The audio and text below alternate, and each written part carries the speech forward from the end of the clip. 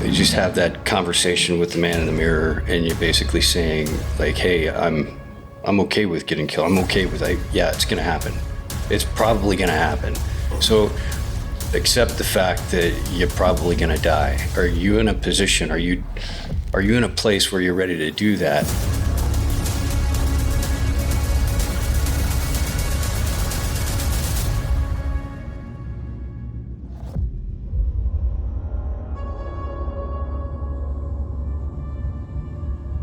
Certain people come into your life and they have a profound impact on who you are and who you want to become as an individual.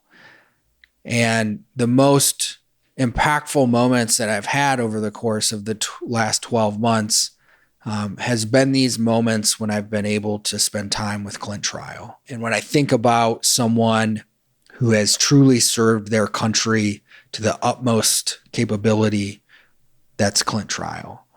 And at the very end of his career, he unfortunately lost both of his legs while he was operating downrange. And the attitude that he has after experiencing that is something that serves to motivate me and has become an enormous source of strength for me and a lot of people at Black Rifle Coffee. And I've been fortunate enough to have many conversations with him sitting in the coffee shop in Boerne, Texas. And they have become the most rewarding thing that I've done over the recent past. And so much so that I felt the need, and it was a lot of the reason why I wanted to start the line, was because of these conversations, because of how I felt after doing nothing more than drinking a cup of coffee and having a conversation with this man, how motivated I felt, how much I felt like I loved America after sitting down with this man. And I felt that I wanted to share those feelings with people in a much larger capacity. And so as this series gets going, I hope that Clint will resonate with you as much as he has with me. And I hope to have Clint on many times. And I hope that he makes a profound impact on your life as well. They took the fight to the enemy and they won. Being in Helmand, and all of a sudden you find yourself on the receiving end of fire, knowing that specifically you as an individual are in the sights of the enemy and he is shooting at you. Mm-hmm. Getting to that point, all of the fear went away, and there was a sense of peace that existed that I didn't expect it. And it was just efficiency in a way that really changed the way that I looked at fear. I think that's completely accurate. I think, it's that thing that it either drives us or it holds us back. It can either save our life or it can kill us, and being able to manipulate the levels and intensity of fear that you have within yourself when it comes time to act is absolutely, it's, for us, it was crucial in a world where it's not life, limb, or eyesight or your buddy's life. Then it's sometimes less crucial. And I think we just got a very heavy dose and repetitive exposure to fear. And I often say, I think one of the, I don't know if every guy's like this, but for me, it was certainly true. I got into a point where you just have that conversation with the man in the mirror, and you're basically saying, like, hey, I'm okay with getting killed. I'm okay with, yeah, it's going to happen. It's probably going to happen. So accept the fact that you're probably going to die. Are you in a position, are you in a place where you're ready to do that? And for me, I always looked at primarily two things. I look at the American flag, and then I consider the people that I'm with. And those are the two driving factors that allowed me to come to grips with the fact that, hey, you're probably going to die. There's a very good chance that you will. And are you going to be okay with continuing to do what you're doing? Because the more you do it, the chances just keep getting higher and higher. But for me, I always maintain that like there's a reason, there's a mission and purpose behind it all, you know, the flag and everything that it represents to me, and the caliber of guys that I used to work with. Going into places where, you know, there's a very good chance that that, you know, you could meet with your expiration. And I think once you have that conversation, you come to grips with you've accepted it, you know, that it's probably going to happen.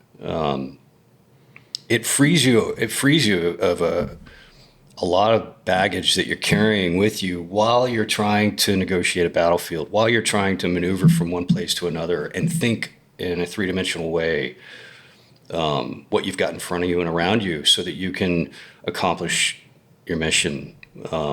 When you let go of all that fear, and I don't know if let go is the right word for it, but when you leave it back, you know, you leave it back on the fob.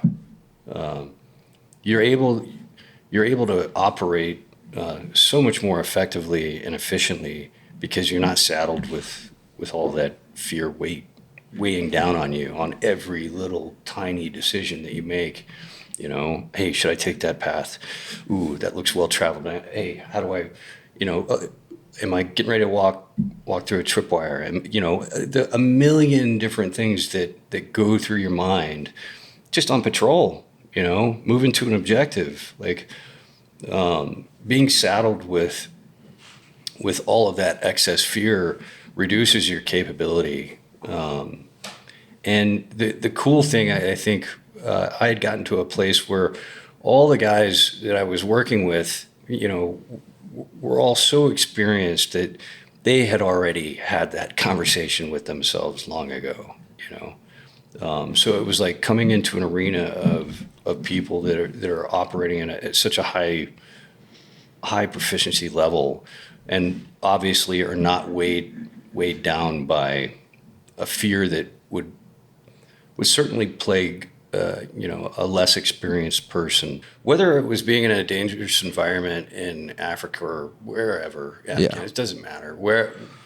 the thing that I think I felt like I always thrived off of, and this is probably going back to being, you know, as a kid, was the feeling of doing dangerous things because it evokes a response out of you that is unique to anything else that's not dangerous.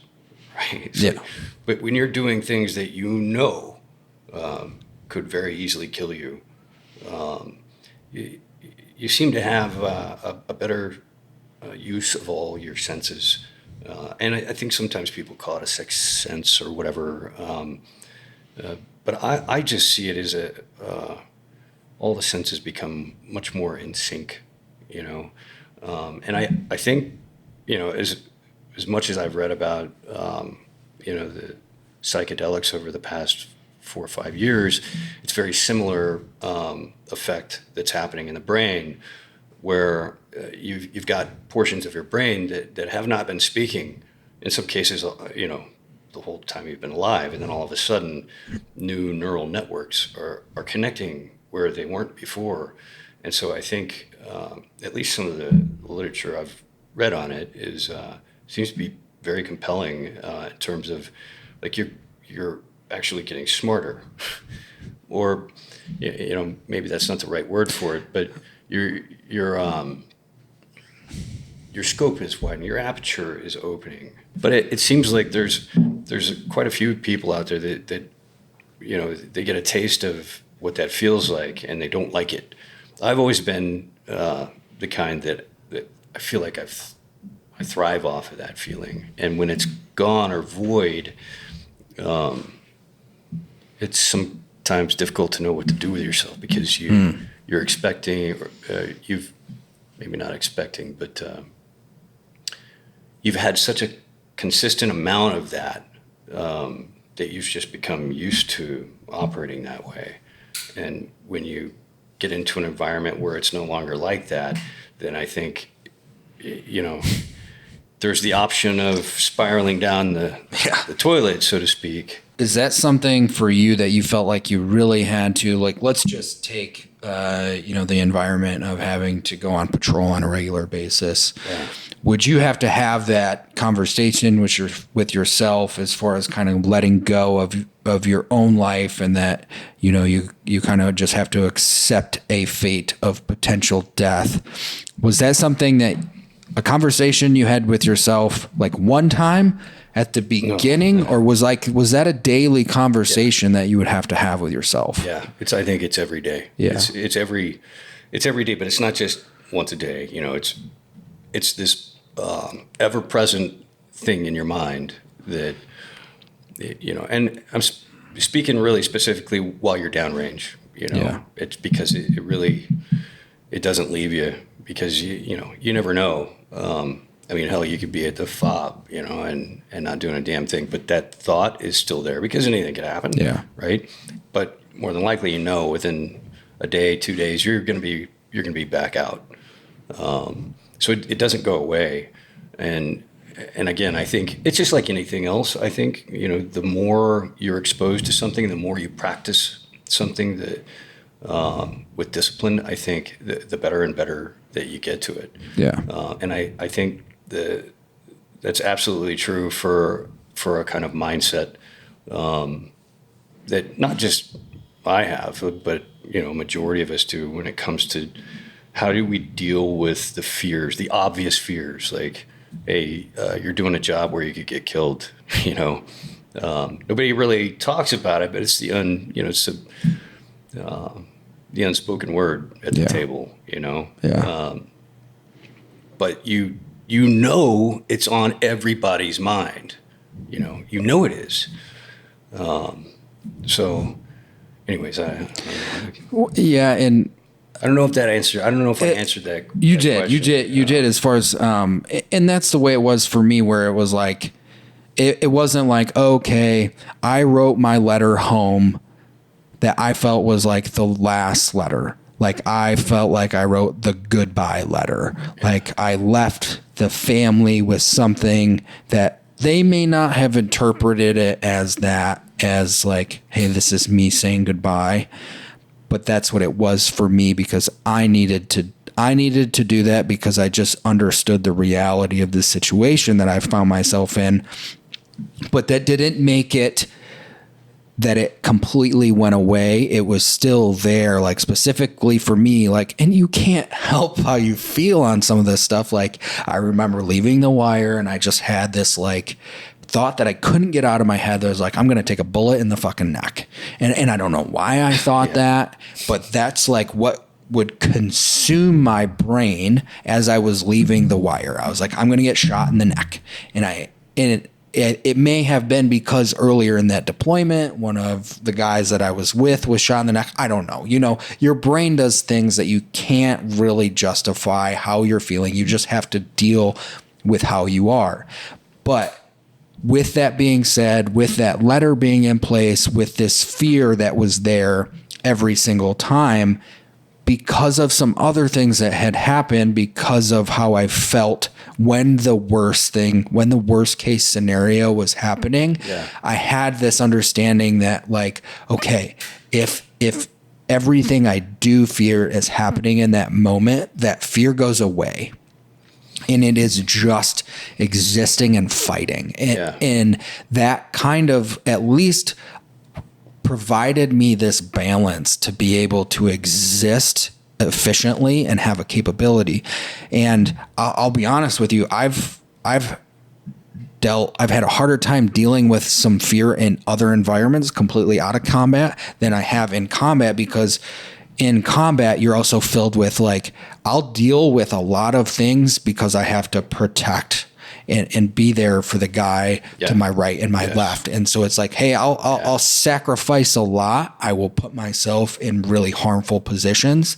But in other environments, I think those types of feelings, like, we've existed, our bubble of expansion, our reality of how we can live potentially has expanded to this realm that people who haven't existed in these environments doesn't get to.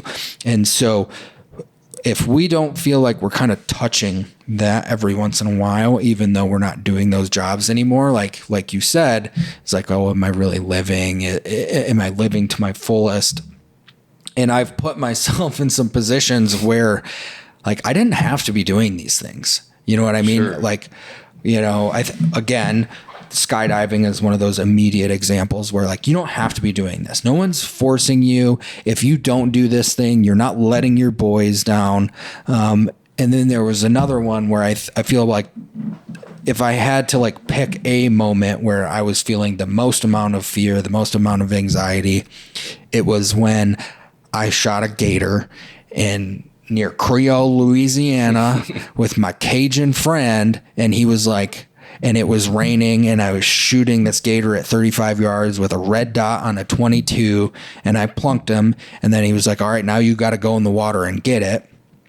And I'm in this, you know, waist deep muck trying to find a gator that was underwater. The anxiety that I felt in those moments was so much stronger because I didn't have to be doing that. Right. If I wasn't letting anybody down by not doing that. Right. But that makes it different. It does. It makes a difference. It makes a huge difference. Like the why behind what we're doing has a big role to play in these things. But The why is, it's like the magic sauce. Yeah. You know, the why is what will compel a man to go to the furthest lengths and lay down his life. You know, greater love hath no man. Right. Yeah. Like it's a perfect quote. But yeah, man. If there's no why behind it, then and it's purely doing something out of a selfish, it's not quite the same. Although it certainly can scratch the itch. You know, it's kind of like how much of your cup do you need to fill up? You know? And I think when we're a bit younger, we have the need to fill our cup all the way up to where it's overflowing. sometimes, the capabilities for stupid courage seems a lot higher in your youth. Yes. You know? Yeah. And More calculated courage comes later, I think. And that's not to take anything away from the younger crowd at all. But I think that there's something to be said for the natural maturing process and just how over the course of time you gauge and tweak how much fear you need to expose yourself to. And, you know, over time, I think it seems like it becomes a bit less and less, you know. Not because it doesn't still do the same thing, but it's because you're so aware of it. You're so used to it. You start shifting some of your priorities to other places, you know. And I think that's just a natural process of just trying to round yourself out as a whole human being. yeah. And like getting into that point of how a lot of people who have been in these hyper stressful situations and they've been in those types of situations for a prolonged period of time to the point where it's probably physically changing their neural connections in a fairly strong way. And then they're taken out of that environment, and things aren't clicking the way that it should be for them. And I've noticed that for myself in multiple different scenarios where leading up to a moment of absolute fear, there is a anxiety and a stress that it is pretty uncomfortable. It's not like you don't want to like really exist like that all the time. Yeah. But when the thing happens that you're ultimately fearing and have anxiety over, when that thing is actually happening, none of those feelings are still there. No. There is a sense of peace when it is at its worst. Yeah. And this is like this weird conundrum of existence that all of a sudden, if you'll never understand if you're not in these hyper stressful, dangerous situations. And I think for myself, wanting to experience combat in a way like that was the point in a sense was like, how do I operate in those environments? Yeah. And being able to have a sense of peace in those environments is a really good thing to have in the back of your mind. But like all the other stuff then is something that you really have to wrestle with when things are peaceful. And you're not like, oh, I'm at my best when things are going the worst.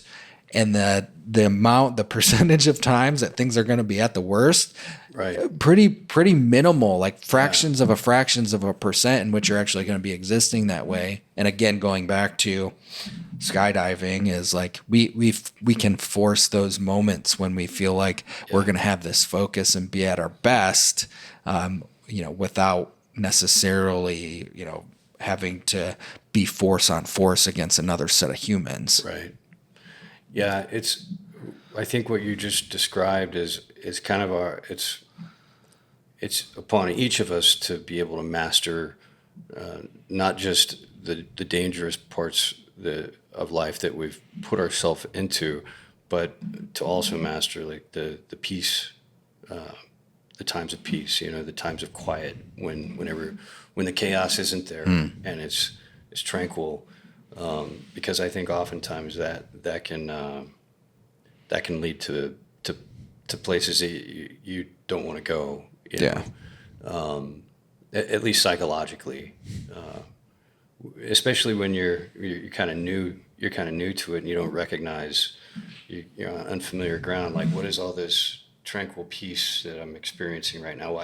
You're experiencing it because you haven't been on a deployment in a long time, or you haven't done something to get that feeling back. And, some people say that, you're a junkie or whatever. I don't look at it that way. I'm just like a life junkie because I do have this sense, and I've always felt like the more in danger your life is, the more in tune you are with being alive. And that's a very addictive feeling, feeling like you're firing on all cylinders and you can take on anything. Yeah. It seems like when we don't put ourselves into those situations, like part of us is like slowly dying off. And I think now in terms of it's no different than a physical limb. If you stop using something, then it slowly dies off. So whether you call it youth that's slowly dying off or whatever, there is, I think, something to be said for people like us who have thrive off of, that kind of life where you routinely expose yourself to dangerous situations. I think it's necessary that we also try to master the opposite of that. Yeah. So to balance out the scales, because left to their own devices, some people are their own thoughts are not always healthy, especially when you're new to such a transition away from, action guy all the time to like 9 to 5 or something. Yeah. I think that takes some powerful self-reflection and like just overall, mental ninjutsu.